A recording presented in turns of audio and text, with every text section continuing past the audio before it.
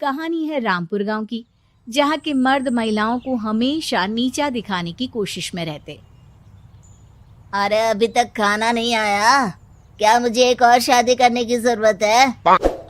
नहीं जी नहीं, ऐसा मत करना, वरना मैं कहाँ जाऊंगी।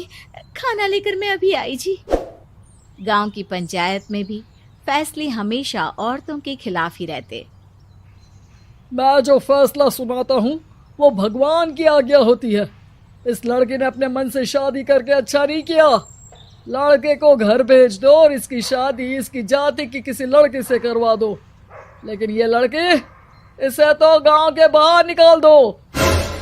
नहीं नहीं जमींदार साहब, ये क्या बोल रहे हैं? ऐसा नहीं हो सकता। मेरी बेटी मासूम है, इसे अच्छे बुरे की समझ नहीं है। अरे कहाँ जाएगी ये बेचारी?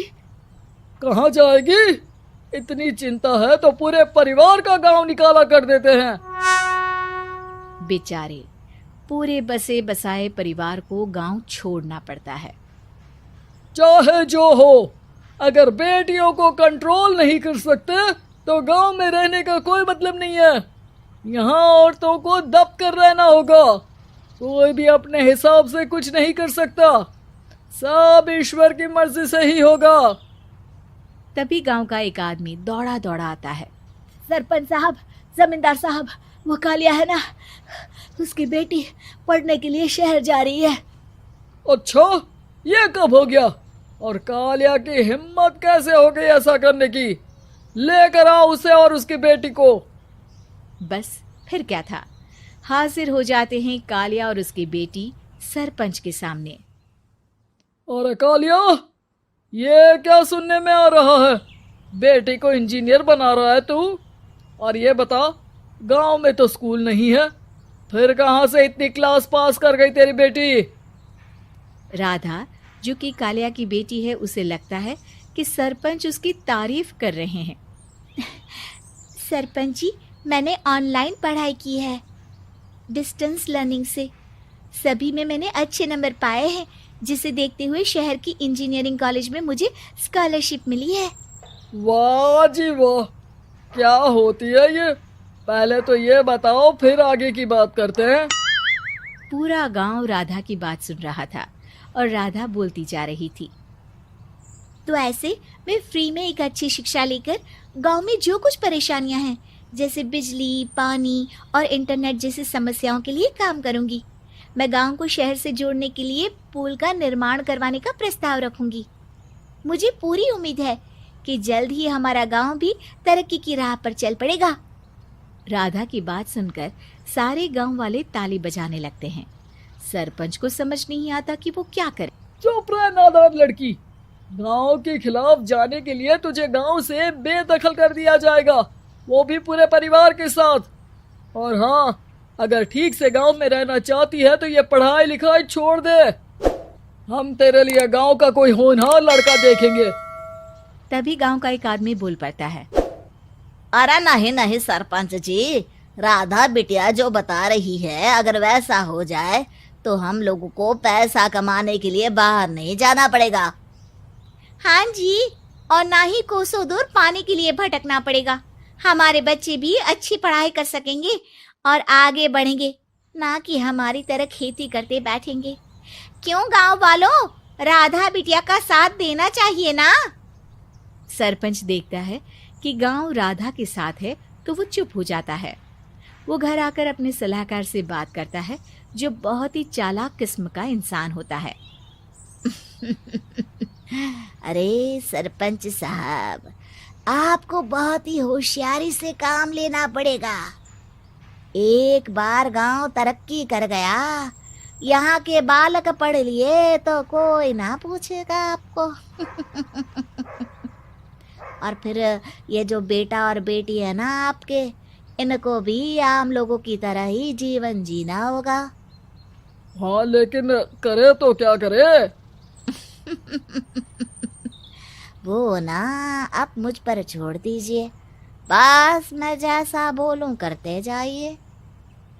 अगले रोज सुबह जब गांव वाले सोकर उठते हैं तो राधा के घर के बाहर और साथ ही वो लोग जिन्होंने राधा का सपोर्ट किया था, उनके घर के आगे लाल रंग से कल आऊंगी लिखा होता है। कल आऊंगी, यह क्या होता है? अरे यह तो खून से लिखा है, लगता है कोई भूत प्रेत या चुड़ैल का साया है। चलो सरपंच जी के पास चलते हैं। सभी सरपंच के पास जाकर उसे सारी बात बताते हैं। अरे ये तो बड़ी मुश्किल की बात है। चलो मैं एक बाबा को जानता हूँ, उन्हें बुला लेता हूँ।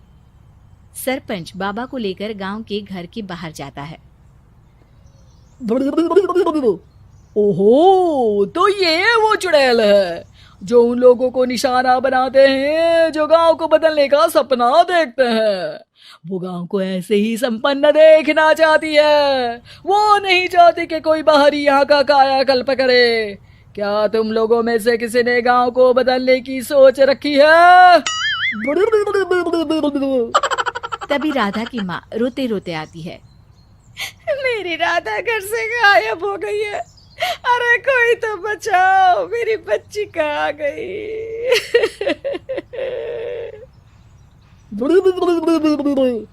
ले गई वो चुड़ैल, तेरी बच्ची को ले गई। अब वो उसे श्रापित करके छोड़ेगी, उस पर चुड़ैल का साया हो जाएगा।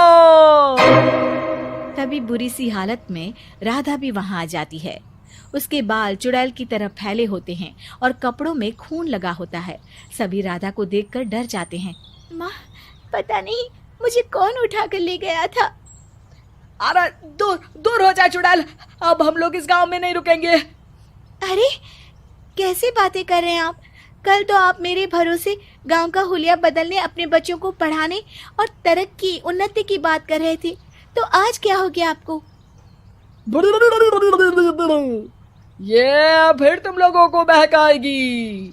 ये चुड़ैल गांव में आ चुकी है, ऐसे ही ये तुम्हारे घर के बच्चों को भी ले जाएगी। गांव वाले राधा को गांव से बाहर निकाल देते हैं। उसके माँ बाप रोते रहते हैं, लेकिन गांव वाले नहीं मानते। मैं भी अपनी बहन के साथ गांव के बाहर रहूंगा, लेकिन वो पढ़ाई नहीं छोड़ेगी। वहीं सरपंच के घर पर सलाहकार कहता है। देखा, सांप भी मर गया और लाठी भी नहीं टूटी। लेकिन अगले ही दिन सरपंच के घर के बाहर भी वही शब्द लिखे होते हैं। और फिर सरपंच की बीवी कहती है, हमारी बेटी को किसी ने अगवा कर लिया है। तभी राधा का भाई वहां आ जाता है। अरे गांव वालों, मैंने सरपंच जी की बेटी को देखा था। वो चुड़ैल उसे उठाकर ले जा रही थी। अरे क्या मजाक कर रहे हो? नहीं नहीं सरपंच जी, आप नहीं जानते। वो चुड़ैल अब आपकी बेटी में आ जाएगी, जैसे राधा के अंदर आ गई थी। तभी सरपंच की बेटी वैसी ही हालत में वहां आती है जैसे राधा आई थी। पापा, पता नहीं कैसे मैं गायब हो गई थी। चुड़ैल, इसके अंदर भी चुड़ैल का साया है, मारो इसे। अरे नहीं नहीं, इसे भी राधा के पास गांव के बाहर ही भेज दो। अरे चुप रहो, मेरी बेटी कहीं नहीं जाएगी और चुड़ैल वुड़ैल कुछ नहीं होता है। अरे कैसे बात कर रहे हो सरपंच जी? आप तो बोल रहे थे कि आपका फैसला भगवान का ज्ञान होता है, तो अपने पर बात आई तो अब आप ऐसे बोल रहे हैं। अरे ना ना ना, आपको अपनी बेटी को त्यागना ही होगा। अरे बुलाओ बाबा को। राधा का भाई बाबा को ले आता है, जिसे अब गांव वालों के डर के कारण सच बोलना पड़ता है। मैं कोई बाबा नहीं हूँ, मैं तो मोची था। ये सलाहकार महोदय ने मुझे कहा था एक्टिंग करने को। अब वो मुझे पैसे देने वाले हैं। अब मुझे माफ कर दो। गलती हो गई, मुझे माफ कर दो। तभी वहां राधा आ जाती है। देखा सरपंच जी, जब गांव के बच्चे साक्षर होंगे तो आप जैसे लोगों की चालाकी नहीं चलेगी।